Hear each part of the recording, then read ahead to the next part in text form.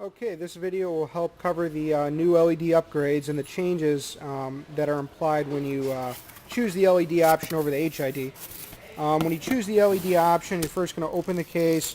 You're going to look and identify these light hangers, which are going to attach to the back of the lighting system, the LED unit itself. You can see on the back here, you have a 6-foot power cord, as well as these little golden hooks here. And in 1 second we'll attach those.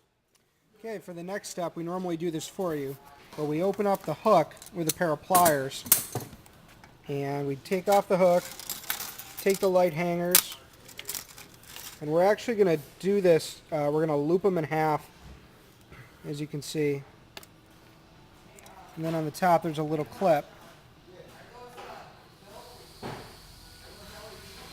Okay. Now the reason we do that is we just shorten the length in half, so that way we have additional height in the cabinet. Now you can see right here he's braiding it through that little golden hole. Okay, you can see how he's looping it. The 2 small loops through the main one. Now he puts the little clip on the end of it. Okay, now we just shorten the length in half, and then we're going to take and put it on the S-hook. We're going to do that for all 3 sides, and then we're going to center it. Now again, this is done already if you bought one of the cabinet systems, so you don't have to worry about it, but we're just showing you for good measure.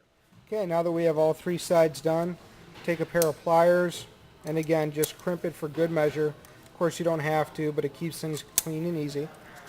Alright, now that it's crimped, we're all set and ready to hang it. Okay, the next step here is to take your light yo-yo, which is this little pulley device, and you can see that there's actually a wing nut on it, and it says min and maximum. And when you go to the right, it tightens it, and when you go to the left, it loosens it. Now the way that works is, for a heavier light, you want to turn the wing nut to the right slowly, and it pulls in and out. Okay, it pulls in and out, so you can actually retract the lighting system, and then it locks when it hits the appropriate weight for whatever your light is. Now, this makes it easier than using light chain and trying to adjust it up as you go. You have 2 of these, one on either side. This, for example, is a cool tab. And the next step of what we're going to do is we're going to take our LED lighting system. There's a hook that we just put together earlier. And we're going to take, you can see that there's a knot actually at the bottom of these yo-yos. And the string after the knot we're going to take and just tie it simply to where the S-hook is.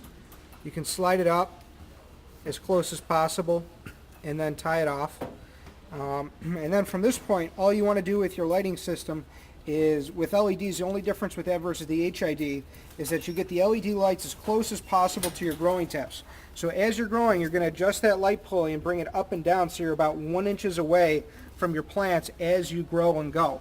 Until ultimately it gets to the top of the box. Now that's really important because with the HID system, you have to have your light about 6 to 12 inches away. Another thing I'd like to mention with the LEDs is they contain both blue and red spectrum as part of the lighting system, so you don't need to switch from metal halide to HPS.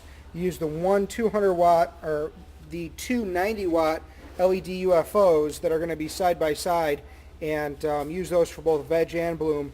Again, getting as close as possible to the canopy of your plants to make sure you get the best possible result.